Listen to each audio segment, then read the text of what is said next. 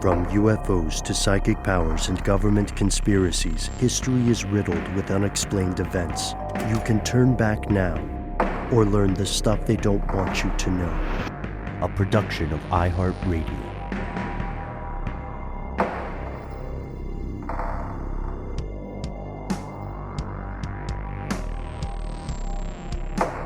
Hello, welcome back to the show. My name is Matt. My name is Noel.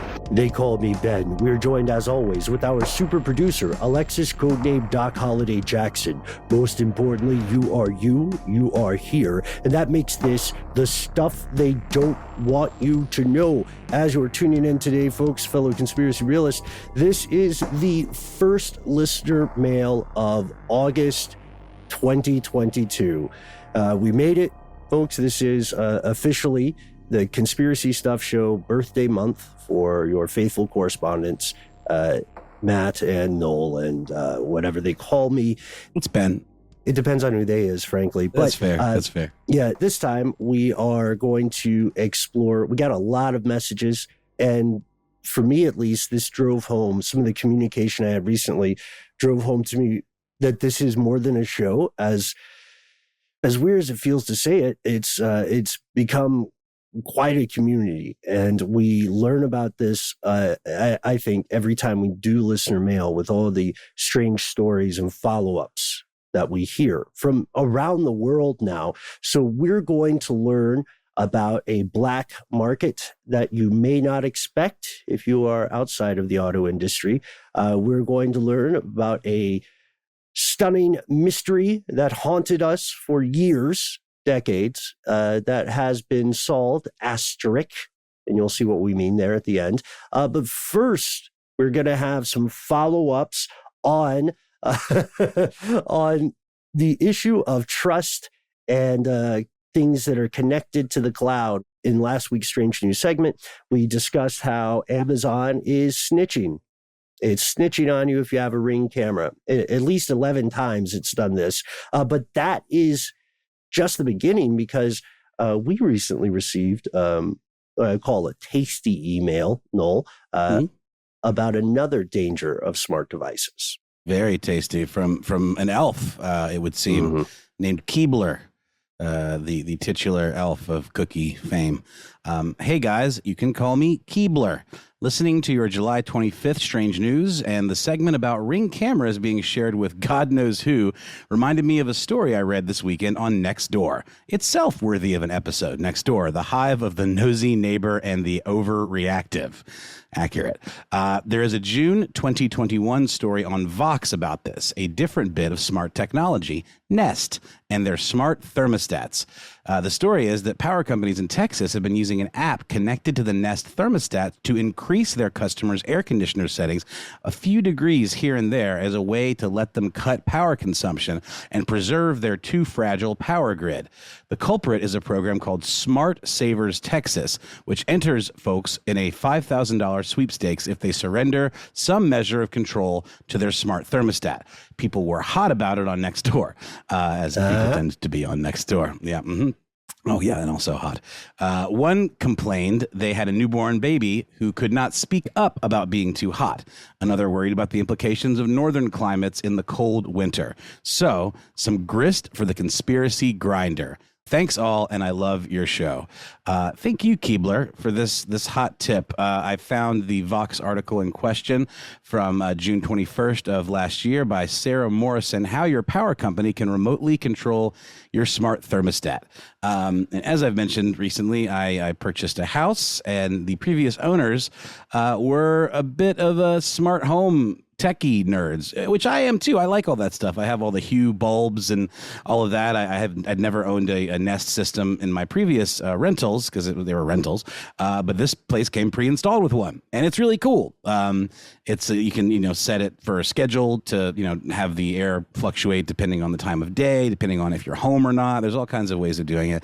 And yes, I understand the implications of all of this connectedness and cloud capabilities and the risk risk it may pose to privacy, but I've given all of that up long ago, and I'm happy to live in a futuristic home, for the privilege of giving away some semblance of privacy. And I'm not that worried about this whole snitching thing. I do think it's interesting, and there are implications. I also have a ring situation my girlfriend brought over from her previous place, and my kid, who's old enough now to stay home by herself, is a fan because she can look at the cameras. We can monitor the cameras, remotely when we're away. Anytime someone's at the front door, you get a notification, and you can even talk to the person at the front door when you're not there. So there's some cool things about that. The Nest power company issue is a very interesting one.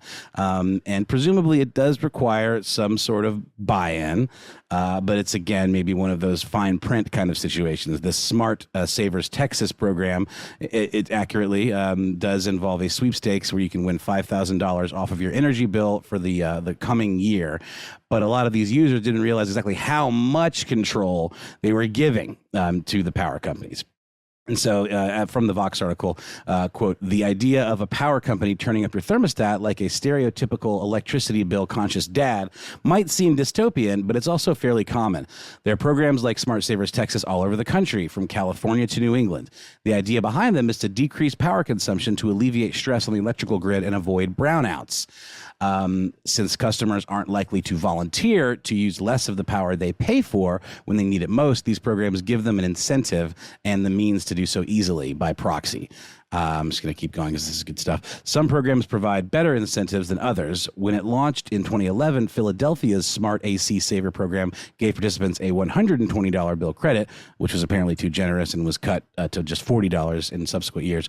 But Smart Savers Texas only offers this chance for the sweepstakes, to win this big prize. And apparently the terms were super vague. So, it's a very interesting terms of service kind of question here when you're entering into this. And also just the fact that it is so easy to just click the box and say, yes, I accept, without actually reading the fine print. And it's one thing if it's like a website or something like that, but it's another thing when these things actually infiltrate your home. And it really should give you pause and make you a lot more conscious about reading these types of terms of service. And also, I believe Nest is owned by Google. You have to use the Google Home app to control the Nest, which is a little weird, because there's a Nest app, but it makes you use Google Home. So I'm a little confused as to why they both exist. It might just be a legacy thing. So you are kind of probably being monitored, whether it's just, for informational purposes, for statistics, power consumption and all that. But there are kind of far-reaching implications for what these kinds of programs could portend for the future. Where within those terms of services, you could be giving away much more control over these smart devices than you realize without even entering into a sweepstakes of some kind. I don't know. What do y'all think? Is this the tip of the iceberg? Is this the beginning of that slippery slope into, having your thermostat controlled by, some overlord? Or is this just, a clever way of trying to reduce strain on the grid, which is technically good for everyone in the long run? Full slip and slide. It's happening. I mean, this is another indication of the overall trend toward removing the concept of ownership, right? The concept of privacy is already an endangered species. And as we pointed out in the past, the modern understanding of privacy is itself a pretty recent development. So it makes sense that people would want to remove the idea of privacy, but also removing the idea of ownership allows you to sell something, but never really give it to the person. You can give them a service, right? And now you can have increasing control over how that service is delivered. So I think next things to happen, we'll see this increasingly in autonomous vehicles. There's already in some non-autonomous vehicles, there are complaints about having to pay extra to unlock features that already exist in some cars. I believe BMW is a great example of that, Tesla as well. We're going to see this increasingly, I think, in consumer electronics. We're already, it's very common now for someone to not actually buy a phone because they're pretty expensive for most folks, but instead to get kind of a layaway plan. And then that layaway plan can also be an excellent entry point into forcing people to have stuff. Because just like we said with Sesame Credit, remember, it was opt-in the beginning. And this smart thermostat thing is opt-in at the beginning. That's where I think it's headed. I also want to shout out real quick. I sent this story to you guys. We might get to it later on, but I want to shout out my pal Rebel Devil on Instagram, who actually knows one of those 11 people involved in one of those 11 cases where Amazon was snitching. But yeah, no, I think I don't even think it's the beginning. I think it's a future that is closer and closer to becoming the present. So I don't blame anyone who says they want to go full analog. Just be aware it's going to be increasingly difficult to do that with each passing year. What I foresee is a tiered system, much like PlayStation Network just did with their PlayStation Plus program, where you can get the basics. You can have, your utilities, your power and your gas, but we as the company get to control the levels you get to exist within, right? So probably too hot for many people, probably too cold for many people, but at this base level, you're going to have, you're not going to die. We're going to keep you alive, right? Happens and then with water, too. Thank you. Blessed Overlord. Yeah. You pay a little more, and those margins come in a little bit closer. And if you pay for the premium, you could do whatever the hell you want with your power and gas. But isn't that frightening? Because that's what we're talking about. Tiered citizenship, ultimately, not in all but name. So, do you know who I am? My father is a premium gold medallion citizen. And I'll be damned if you talk to me this way in a Baskin Robbins. Yeah, that's interesting. Well, that's an interesting reference there, Ben, because with airline Sky Miles type programs, it's so opaque as to what a Sky Mile is actually worth. That's controlled by the company, and there's no transparency into what that process is. And, the miles that you have to earn to get to that next tier, it's also pretty vague. You have like a chart in your app that kind of tells you where you are along the process. They're called MQMs or something like that. Yeah, with Delta anyway. Miles. Exactly. I'm a silver medallion status person, and we have friends that work for Delta, and I've been told that is a trash status, and that people that work for the company make fun of people with silver medallion status. I don't even get to go to the Sky Lounge, and this is through thousands of miles of travel that work has paid for the most part. We're very lucky we get to get those miles for our personal, accounts. But as an individual, I never would have spent that much on travel. So just the amount you'd have to spend on travel to get to that diamond status is unbelievable over time, And it resets every year. And it resets every year. So I see what you're saying. These are almost like, especially with the smart card things you're saying, Ben, it's almost like in-app purchases in either phone apps that are free to play, but not the whole thing. You don't get to unlock all of the little baubles. And then, once you're in the ecosystem, you're kind of like eating out of their hand to a degree because you don't get the same experience.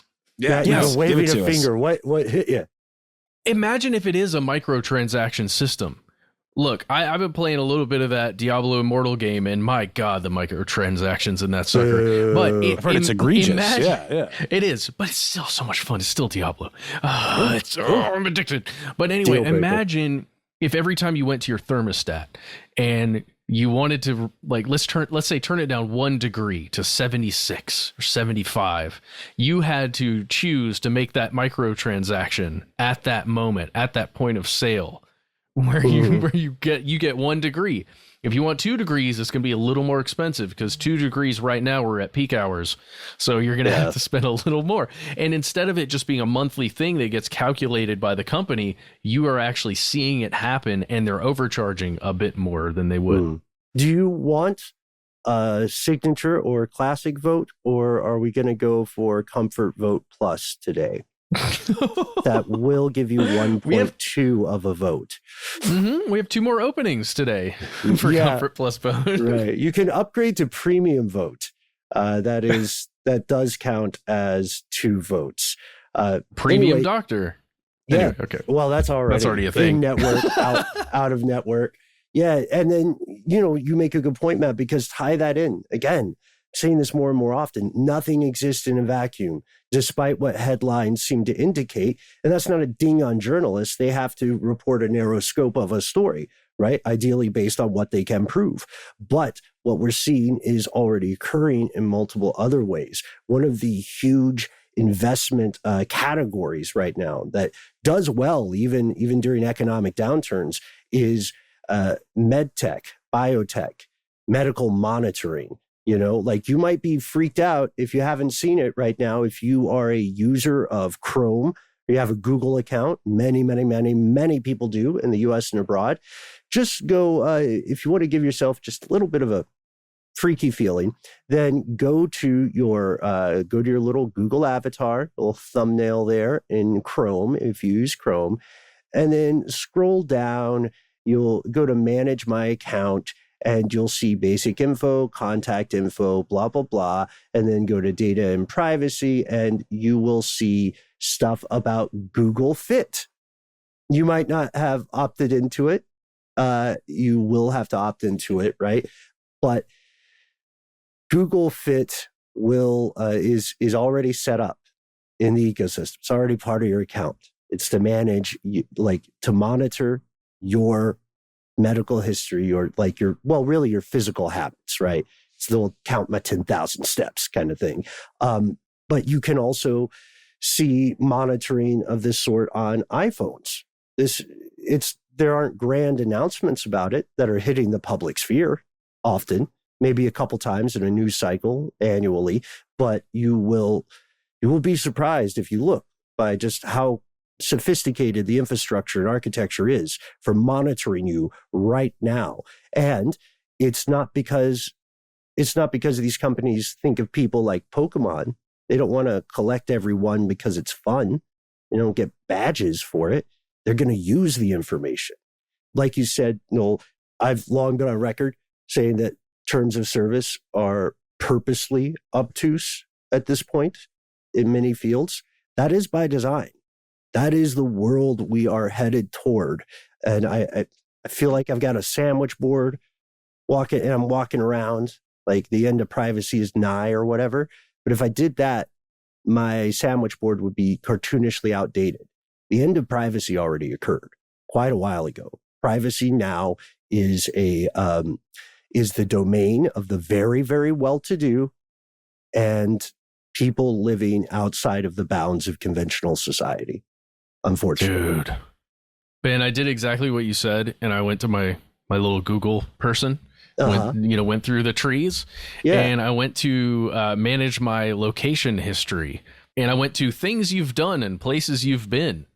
Clicked on that because that sounds horrifying, and it's got your history settings, your maps and timeline, places you go, when you were there, how you got there.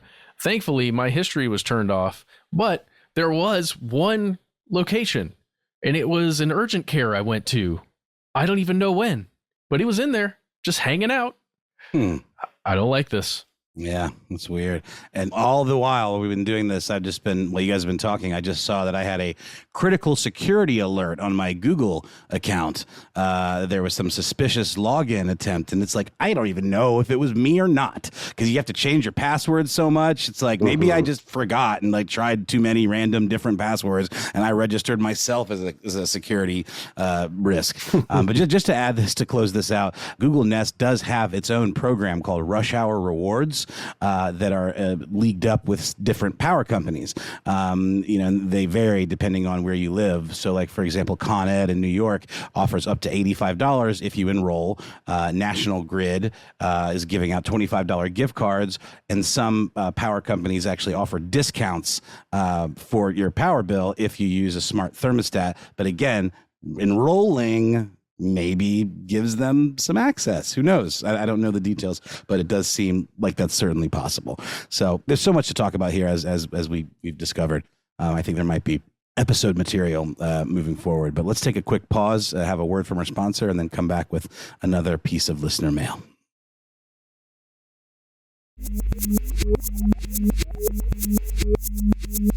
Welcome back, everyone. We are going to jump to the phone lines and hear a message from Jack. Hey, Matt, guys. This is Jack calling. Just listening to your episode on academic journal corruption, and you guys made a passing joke about stealing Honda Civics, and I got a personal story.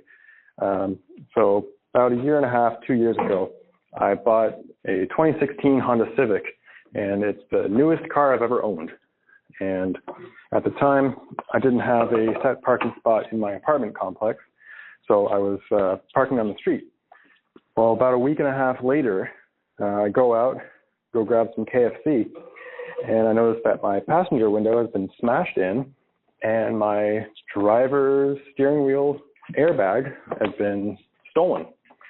Come to find out, after doing some research into it, the Honda Civic's airbag is notoriously easy to remove. There's just 2 screws that require a basic Allen key, and on the black market, they can fetch upwards of $1,000.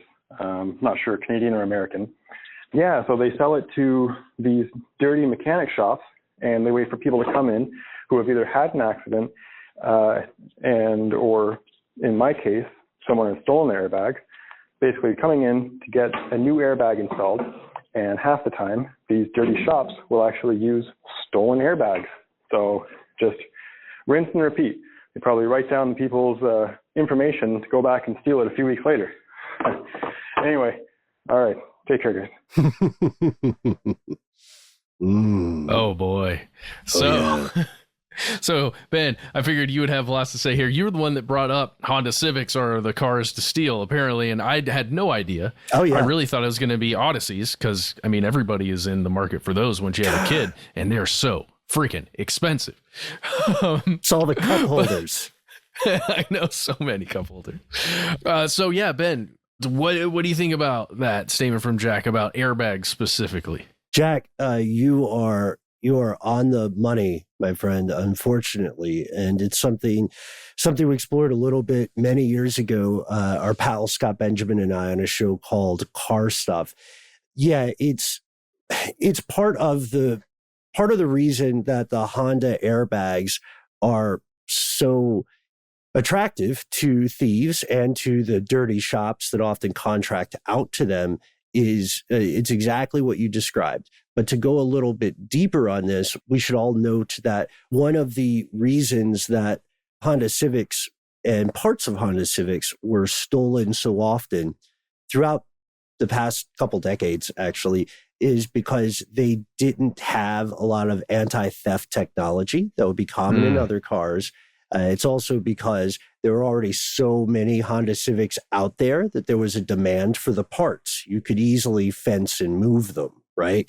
It would be a lot different. Yeah, if you were like, I only steal proprietary components of exotic cars, then like the 12 people in your city who own that car are going to know something's up.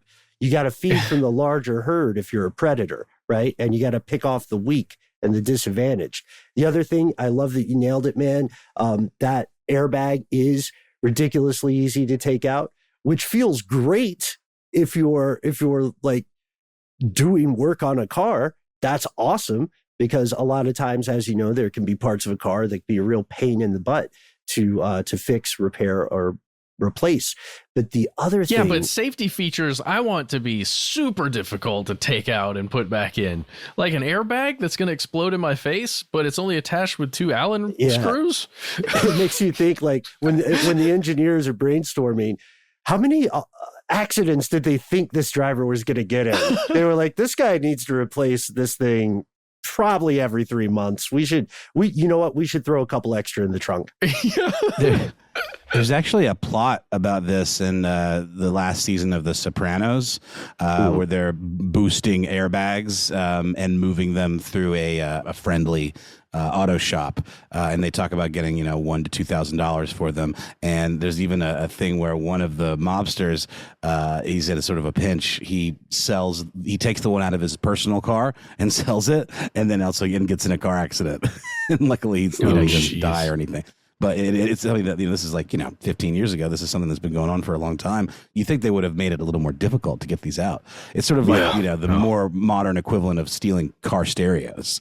But this is even better because you don't know that it's been stolen. I think that's the idea, right? You put it back and then people just are riding around in death traps. That's part of it, yeah.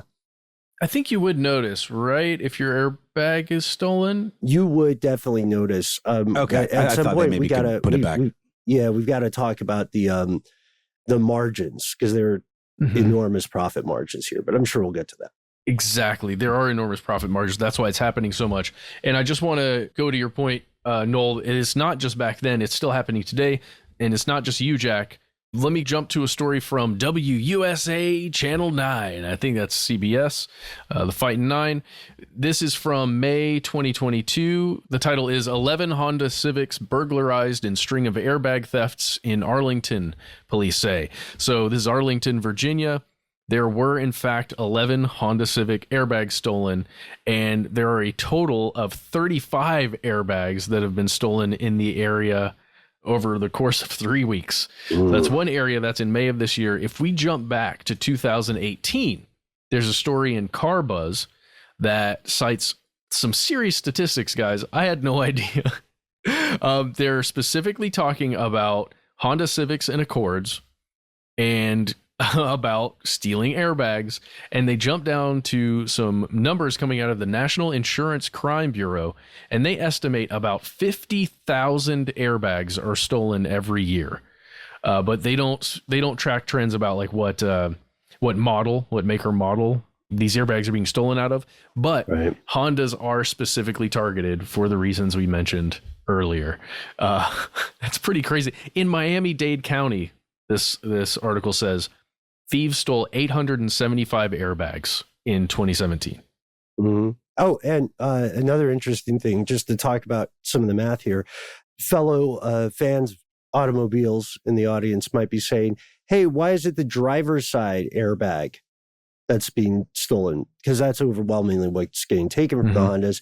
It's because it's the most likely to activate in any crash. Almost an altercation. I don't think cars get into altercations just yet.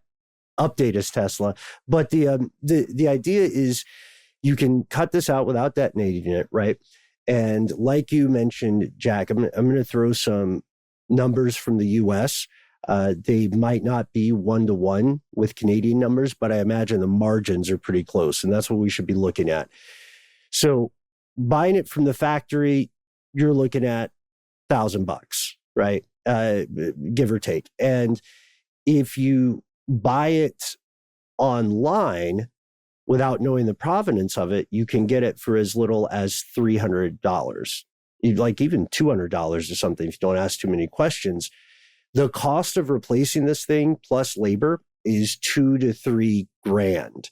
So you're already making hundreds of dollars when you're selling an old or a stolen airbag as a factory fresh one. And then on top of that, you charge the labor. And then to that other point, like Jack said, why not keep the information? You don't have to get your hands dirty. You can just let it be known to a couple of folks who hang out at the shop, right? That there may be some opportunity and that you are paying $300 for airbags. No questions asked. And just to piggyback on that and go back to the Sopranos grift and the plotline that I mentioned, they would further increase their profit margins by taking these stolen airbags and putting them in cars that were being repaired in this shop that had deployed their airbags, and then charge the insurance company for a brand new one. Not like the insurance company is going to ask to see the box or something like that, I guess, and that costs double. Yeah, it seems like they will be doing that because insurance fraud specifically in this realm seems to be intense. Oh yeah. I bet the insurance companies are highly incentivized to crack down on this. And it's weird to think about that this is all happening around the same time. Do you guys remember, gosh, I want to say it was 2017, maybe it was earlier than that. Honda specifically, I think, had an airbag recall, and it was something crazy, like millions. I think tens of millions, maybe 50 million airbags got recalled. And they're not the only company that's had to deal with that.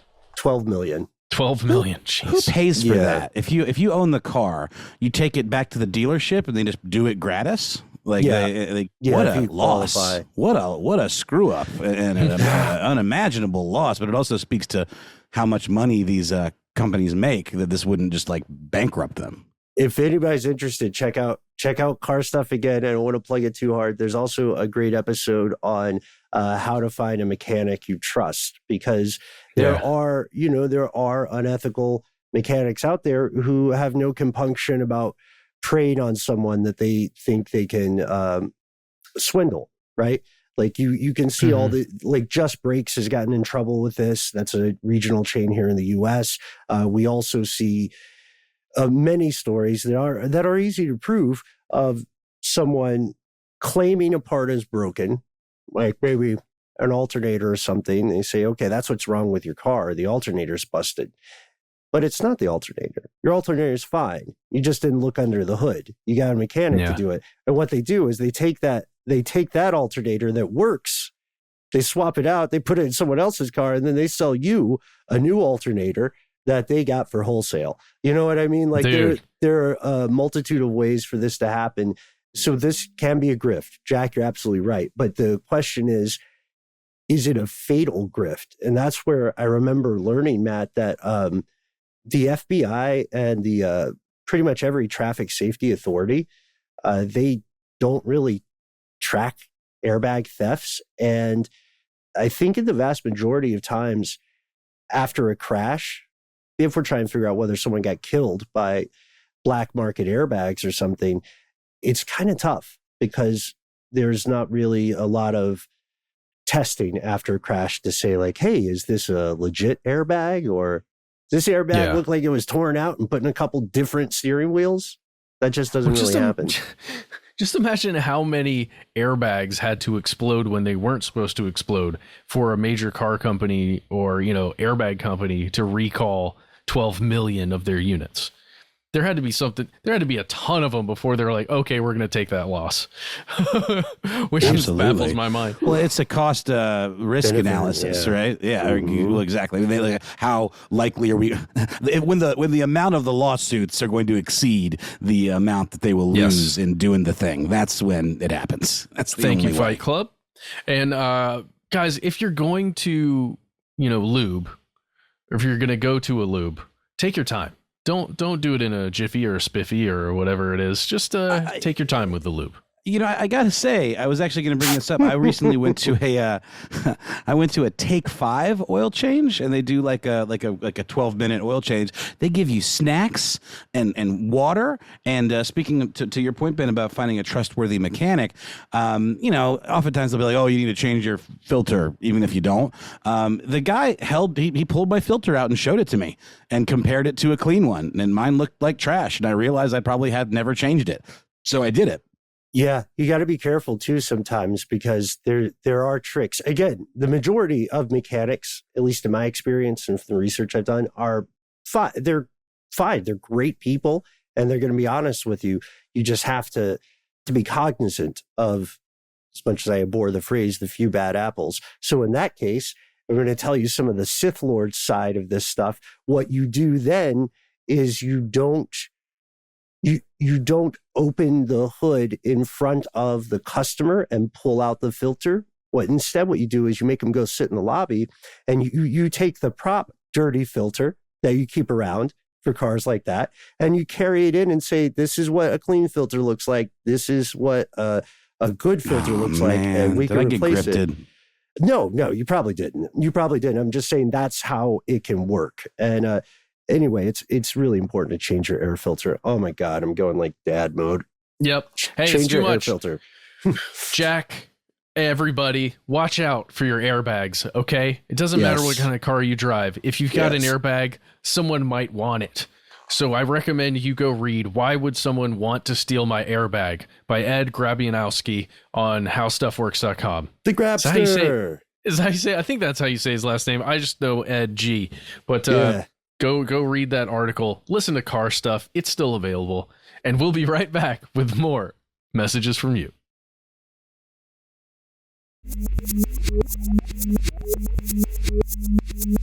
And we have returned. Sorry, guys, I got sucked back into the cars. I was excited about that happening. No, it was great. Conspiracies. It's great. Oh man, I miss it. You even put on your little mechanic suit. You got your pencils in your pocket there, and your air pressure gauge. And I mean, it was a thing to behold, a real transformation before our very eyes.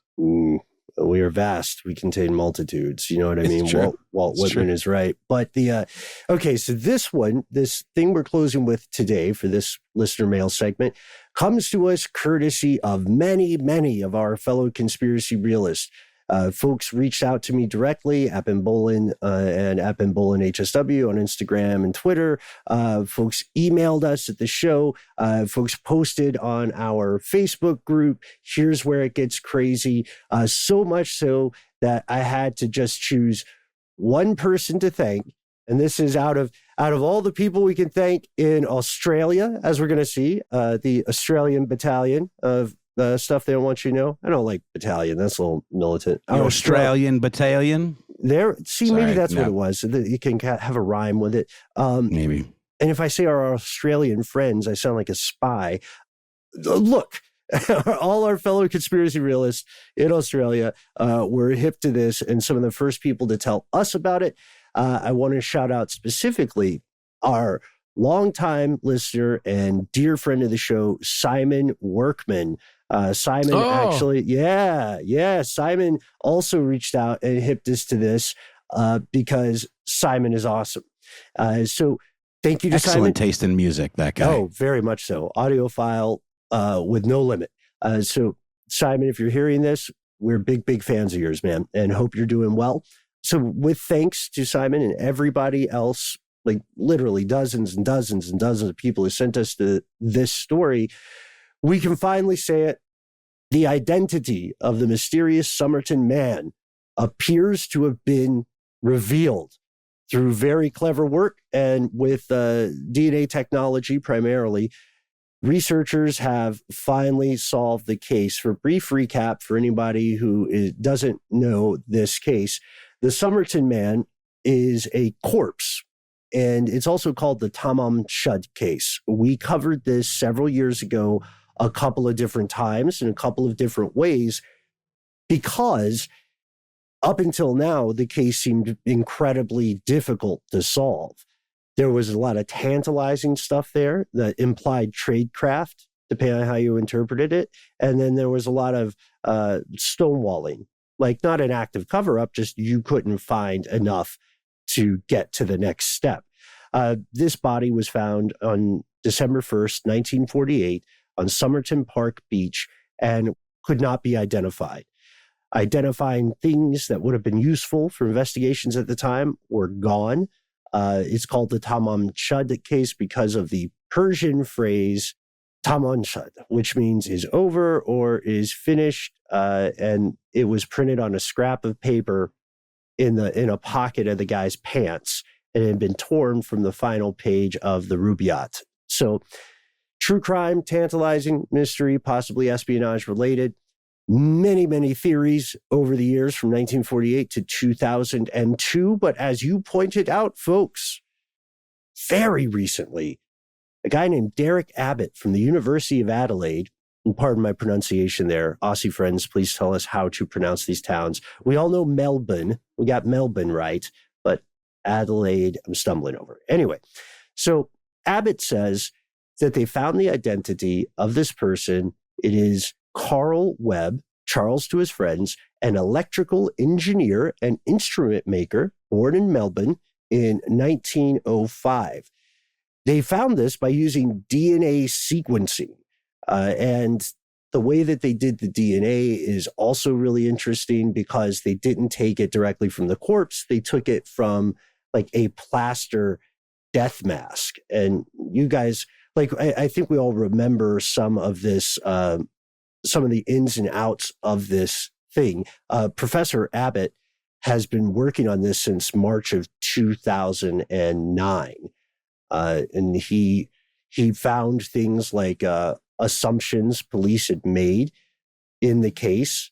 He found different ways to look at objects that were found with the body, such as particular brand of cigarettes, or excuse me, the cigarette packet itself was a cheaper brand, but there were nicer cigarettes inside, right? Curiouser and curiouser. I mean, I remember just all this speculation about him being a spy because of little details like that.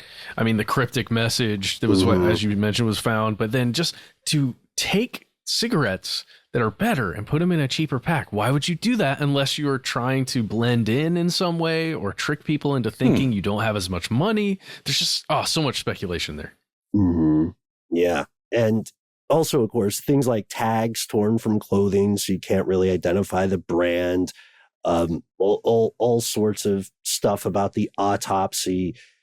So he has been, since 2009, he being Abbott, has been trying to get like the body exhumed. Law enforcement and the professor and his team kind of met in the middle, and the police eventually gave Abbott strands of the man's hair that had been trapped in a plaster death mask the police made of the Somerton man's face in the 1940s when the body was discovered.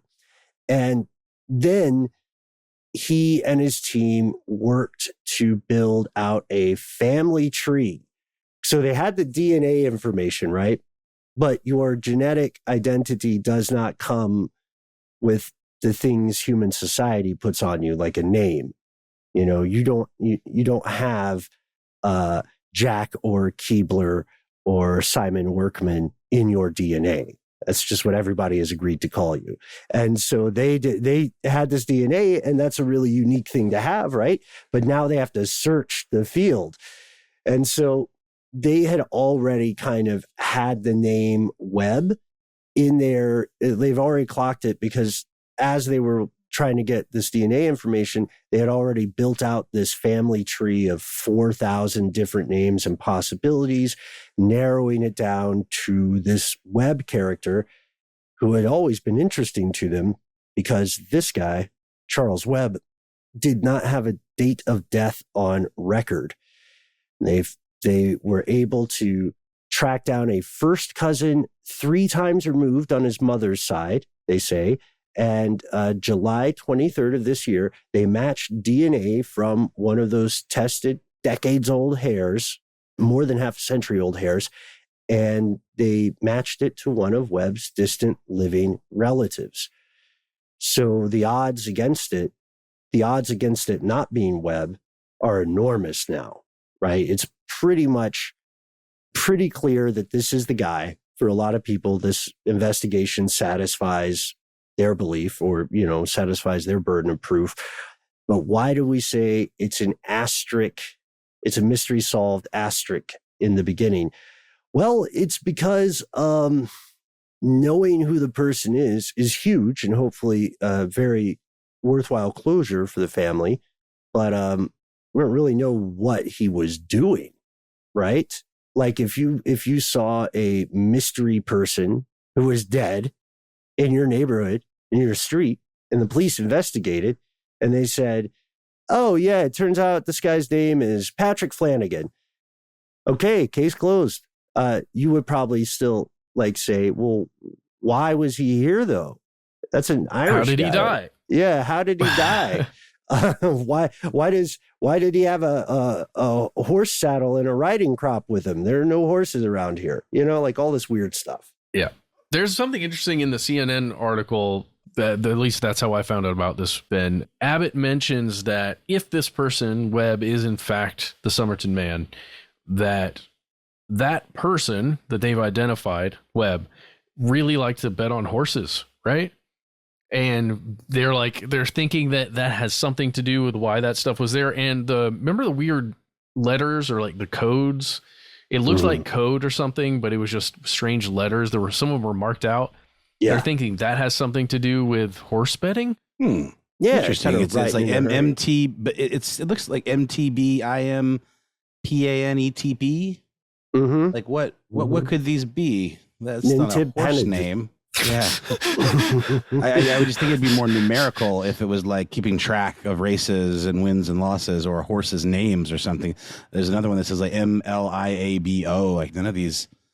Maybe it's code. Yeah, you're right. Maybe it's some kind of cipher that like to keep his secret sauce a secret or something. I don't know. And what if the secret sauce was just, the horses he was planning on betting on, and he didn't want anybody looking over his shoulder. Yeah. Right? That could be. Maybe there's extra letters, or it's I don't know. It's just, it's all capital letters. There's no.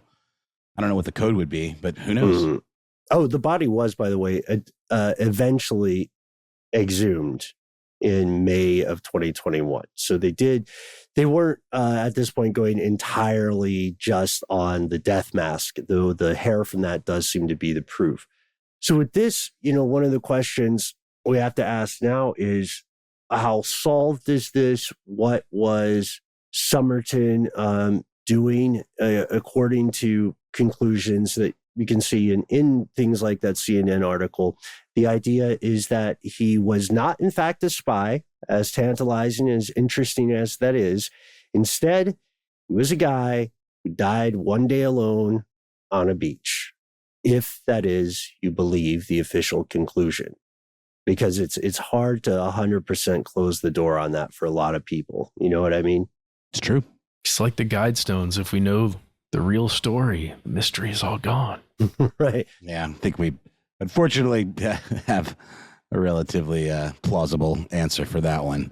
And it's not a particularly good dude, but it is what it is. Well, it's also, it reminds me of the time I was talking to a Bigfoot investigator who eventually said, it gave me the strong impression that they didn't actually want Bigfoot to be found. For them, it was kind of about the journey, Yeah, that's certainly, I subscribe to that. I mean, what if you find cases. him, he's got regular feet? That's kind of a letdown. Or he's like a racist, I mean, geez. What do you find? Or he's insufferable about something. He's one of those. Yeah. He's one of those well-actually people, or he's, oh God, yeah. I don't know. Maybe that's it. Maybe we're all better not meeting Bigfoot because they say never meet your heroes, right? But yeah, this does show us something really important. This is what I wanted to end on. I think it's a point that we can maybe all appreciate here, and something we can take away from this story. So one, especially now and going forward, mysteries that were once considered unsolvable are no longer impossible to crack. Somerton Man, the original Night Stalker, or the EAR, as he was also called, was found. And then we can secondly say that because humans are the stories they tell themselves, it can be easy to fall into the most exciting explanation, even when that's not the case, because people like exciting things. People don't like being bored, right? So this is an example of a hard work and investigation that just followed the truth, did not try to impose a narrative, right? Or for lack of a better word, a sexier ending to the story. So thank you to Professor Abbott and the team. Thank you again to everybody who reached out to us regarding this. Can't wait to hear from you. Hope all is well down under. And perhaps most importantly, want to hear your ideas about other so-called unsolvable mysteries that you think may be solved in the future. What are they? Hopefully they're obscure. Hopefully there's stuff we haven't even heard about on the show. Can't wait to hear from you. Thanks, of course, to Simon. Thanks to everybody who wrote in about Somerton. Thanks to Jack. Thanks to you, Keebler, for that disturbing dystopian cookie of smart surveillance. If you want to take a page from their book, then why not? The time is now. Contact us. We try to be easy to find online. That's right. You can find us on Twitter. You can find us on Facebook, and you can find us on, what's it called? The YouTubes. That's it. We exist in all of those places at the handle Conspiracy Stuff. On Instagram, we're Conspiracy Stuff Show. If you don't like social media, why not consider giving us a phone call like Jack did? By the way, Jack's full moniker is Jack Kelly, and I really thought Jack was just giving us his full name. Then I realized it's an Always Sunny reference, and I feel really dumb. I'm Jack Kelly. I'm a lawyer. We were talking about big feet. We should be talking about big hands, right, Jack? Seriously. Yes, you can give us a call just like Jack. Our number is 1-833-STDWYTK. It's super easy. You've got 3 minutes. Give yourself a cool nickname. We don't care what it is. Say whatever you'd like. We do ask that you include whether or not you give us permission to use your name and voice on the air. Really, that's it. Those are the only rules. Unless you've got more to say than can fit in that 3 minutes, because in that case, you should instead send us a good old-fashioned email. We are conspiracy@iHeartRadio.com.